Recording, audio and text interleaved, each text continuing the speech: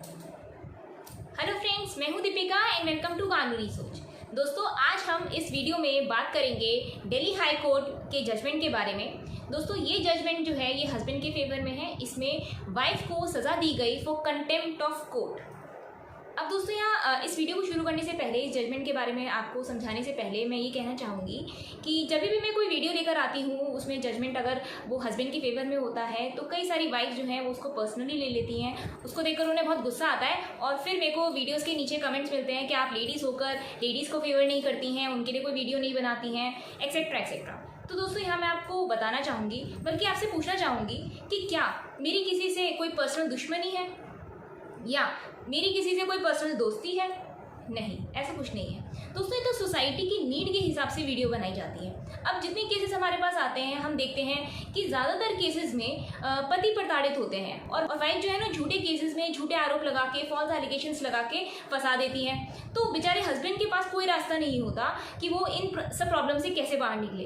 तो उनके लिए ज़्यादातर इसलिए मैक्सिमम वीडियोज़ हस्बैंड के फेवर में बनाई जाती हैं। लेकिन दोस्तों, ऐसा नहीं है। आप मेरे चैनल को विजिट करेंगे, उसमें वीडियोज़ देखेंगे तो बहुत सारी वीडियोज़ आपको लेडीज़ के फेवर में भी मिलेंगे, वाइफ के फेवर में भी मिलेंगे। क्योंकि मुझे पता है कि ऐसी बहुत सारी लेडीज भी हैं जो एक्चुअल में प्रताड़ित हैं, जो एक्चुअल में दुखी किया गया है, जिन्हें बहुत ज़्यादा परेशान किया गया है ससुराल वालों के द्वारा। तो उनके लिए भी मेरे दिल में खूब हमदर्दी है और मैं दिल से चाहूँगी कि अगर उनका कोई केस चल रहा है तो वो ही जीतें। क्योंकि दोस्तों, मैं हमेशा अपनी वीडियोस में कहती हूँ, हमेशा सच को सपोर्ट करती हूँ और ये कहती हूँ आपसे कि आप हमेशा सच का साथ दें, किसी के साथ गलत या बुरा ना करें।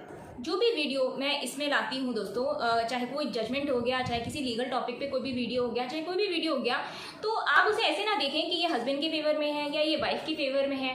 क्योंकि जो भी आपको जजमेंट की वीडियो मिल रही है उसमें हम सिर्फ आपको कानून बता रहे हैं कि ऐसा ये सब इस जजमेंट में हुआ, इस केस में ऐसा हुआ, तो ये कानून के हिसाब से ऐसा हुआ। अब इससे आपको क्या मिलता है? आप अवेयर होते हैं, आपको नॉलेज मिलती है। चाहे आप हस्बैंड हो या चाहे आप वाइफ हो, दोनों ही केसेस में आपको नॉलेज मिल रही है। आप अपने केस के लिए सतर्क होते हैं कि भाई इसमें ऐसा भी हो सकता है। अगर आपकी केस की परिस्थितियाँ इससे मैच करती हैं तो भाई आपके पास ये सारे रास्ते हैं। तो ऐसा मत सोचिए, दिल पे मत लीजिए वीडियो को भी कि भाई हस्बैंड के फेवर में इसको मैं नहीं देखूंगी या ये वाइफ के फेवर में इसको मैं नहीं देखूंगा। क्योंकि नॉलेज दोस्तों कहीं से भी आपको कैसे भी मिल सकती है और वो कैसे भी आपके काम आ सकती है। तो दोस्तों, शुरू करते हैं आज की वीडियो को। सबसे पहले मैं आपसे ये कहना चाहूँगी कि कई बार हमारे मन में डाउट्स रहते हैं कि जैसे लेडीज़ हैं उनके अगेंस्ट कोर्ट में कोई एक्शन नहीं लिया जाता। जैसे अगर वो कंटेम्प्ट ऑफ कोर्ट करें, अगर वो झूठ बोलें या फिर कुछ छुपाएं कोर्ट से, या फिर अगर वो अपने स्टेटमेंट से मुकर जाती हैं तो कंटेम्प्ट ऑफ कोर्ट नहीं लगता ऐसे वाइफ पर। ऐसी हमें गलतफहमी होती है बहुत सारी। तो इस जजमेंट से हमारी ये गलतफहमी दूर होती है दोस्तों। जो लॉ होता है वो सबके लिए सेम होता है। वो ये नहीं देखता ये जेंट्स है ये लेडीज़ है, किसी के साथ कोई पार्शियलिटी नहीं होती है। अगर किसी के द्वारा कंटेम्प्ट ऑफ कोर्ट होता है, यानी कि कोर्ट की अवमानना होती है, तो उसको उसके लिए पनिशमेंट दी जाती है। जो भी सज़ा उसके लिए उसको निर्धारित की जाती है वो उसे भुगतनी पड़ती है। अब दोस्तों, इस केस में क्या था, हस्बैंड जो था वो आर्मी में थे और वाइफ एक टीचर थी।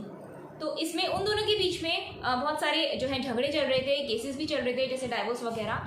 तो बहुत टाइम से क्योंकि वो केसेस चल रहे थे तो उन्होंने सोचा कि क्यों ना हम सेटलमेंट करें। तो उन्होंने अपने अपने एडवोकेट्स के द्वारा एक सेटलमेंट अग्रीमेंट तैयार करा और उसमें उन्होंने अपनी अपनी टर्म्स एंड कंडीशंस लिखवाई, जिसमें उन्होंने ये लिखवाया कि वाइफ जो है वो हस्बैंड को हैरेस नहीं करेंगी, परेशान नहीं करेंगी, फ्यूचर में कोई कोर्ट प्रोसीडिंग्स, कोई कोर्ट केस नहीं डालेंगी, कोर्ट में इन्वॉल्व नहीं करेंगी, ना ही हस्बैंड को, और जो बच्चे थे उनके वो भी हस्बैंड के साथ थे। तो उन्होंने ये भी, वाइफ ने ये भी लिखवाया सेटलमेंट में, अग्रीमेंट में, कि वाइफ के द्वारा बच्चों के अगेंस्ट भी कोई एक्शन नहीं लिया जाएगा और ना ही हस्बैंड के माता पिता और या फिर हस्बैंड के रिलेटिव्स के अगेंस्ट भी कोई एक्शन नहीं लिया जाएगा वाइफ के द्वारा। तो ये सारी बातें वाइफ ने उस सेटलमेंट अग्रीमेंट में लिखवाई। इसी तरह से सेम हस्बैंड ने भी सेम अंडरटेकिंग ली कोर्ट में, सेम उन्होंने भी ऐसे लिखवाया कि मैं जो हूँ वाइफ के उसमें लाइफ में इंटरफेयर नहीं करूँगा, उन्हें हैरेस नहीं करूँगा, उन्हें परेशान नहीं करूँगा। तो इस तरह से सेटलमेंट दोनों के बीच में हुआ और दोनों ने जो है कोर्ट में उसे सबमिट कर दिया। वाइफ ने एक उसका एफिडेविट भी जमा करा जिसमें उस सेटलमेंट का हवाला उन्होंने दिया। इस तरह से दोस्तों उन हस्बैंड वाइफ के बीच में दोनों में सेटलमेंट हुआ। अब इसके कुछ टाइम बाद दोस्तों वाइफ ने 125 सीआरपीसी का केस डाल दिया कोर्ट में हस्बैंड के अगेंस्ट। 125 सीआरपीसी यानी मेंटेनेंस का केस डाल दिया।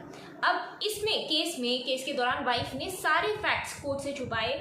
उन्होंने ये छुपाया कि वो एक टीचर हैं उन्होंने ये दिखाया कि उनकी कोई सोर्स ऑफ इनकम नहीं है, और उन्होंने ये भी छुपाया कि उनके और उनके हस्बैंड के बीच में ऐसा कोई सेटलमेंट हुआ था जिसमें ये सारा उन्होंने लिखा था, सारी टर्म्स एंड कंडीशंस अपनी कोई उन्होंने मेंशन नहीं करी, सारी सेटलमेंट की बात छुपाई। और तो और उन्होंने एफिडेविट की भी बात छुपाई, जिस एफिडेविट में उन्होंने उस सेटलमेंट का हवाला दिया था उस एफिडेविट की भी बात छुपाई गई कोर्ट से। अब जब ये 125 सीआरपीसी का केस चल रहा था तो ये सारे फैक्ट्स उन्होंने छुपाए और अपने फेवर में एक्स पार्टी डिसीजन कोर्ट से करवा लिया, और 3,000 प्रति माह मतलब 3,000 रुपीज़ पर मंथ का मेंटेनेंस उन्होंने कोर्ट से तय करवा लिया। अब जब बात खुली, सच्चाई सामने आई, सारे फैक्ट्स जो हैं वो कोर्ट के सामने रखे गए, तो कोर्ट ने ये देखा कि वाइफ के द्वारा कंटेम्प्ट ऑफ कोर्ट हुआ है। कैसे? क्योंकि उन्होंने जो अंडरटेकिंग ली थी कोर्ट में उसका वायलेशन किया है, मतलब वो उसके अगेंस्ट गई हैं। जो उन्होंने प्रॉमिस किया था कोर्ट में कि मैं ऐसे ऐसे करूँगी और ऐसे ऐसे नहीं करूँगी, वो उसके अगेंस्ट गई हैं। तो इसलिए कोर्ट ने इसमें कंटेम्प्ट ऑफ कोर्ट समझते हुए वाइफ को पनिश किया गया और उनका जो मेंटेनेंस बांधा गया था 3,000 प्रति माह, उसको खत्म कर दिया गया।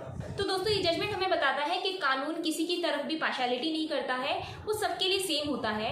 अगर आपके पास प्रॉपर एविडेंस है, अगर आप सच के साथ हैं, तो निश्चित जीत आपकी होगी, अगर आपका केस सही तरीके से कोर्ट में प्रेजेंट किया गया है। तो दोस्तों अगर इस केस की परिस्थितियां आपकी केस से मिलती जुलती हैं तो आप इस जजमेंट का पूरा फायदा उठा सकते हैं। इस जजमेंट का लिंक मैं डिस्क्रिप्शन बॉक्स में दे दूंगी। और इस जजमेंट की पार्टीज थी दोस्तों गुरविंदर सिंह वर्सेस मंजीत कौर, इस नाम से जजमेंट है दोस्तों। ये इसका लिंक आपको डिस्क्रिप्शन बॉक्स में मिल जाएगा। उम्मीद है दोस्तों मैंने किसी का इस वीडियो के दौरान दिल ना दुखाया हो। हम यहाँ पे दोस्तों सिर्फ आपको कानून बताने के लिए हैं, उसको कैसे यूज करना है अपने केस में ये आपके हाथ में है। अगर ये वीडियो आपके यूजफुल हो, हेल्पफुल हो, तो इसे लाइक और शेयर जरूर कीजिएगा। मिलेंगे अगली वीडियो में किसी और टॉपिक के साथ, तब तक के लिए bye bye, take care and thank you for watching.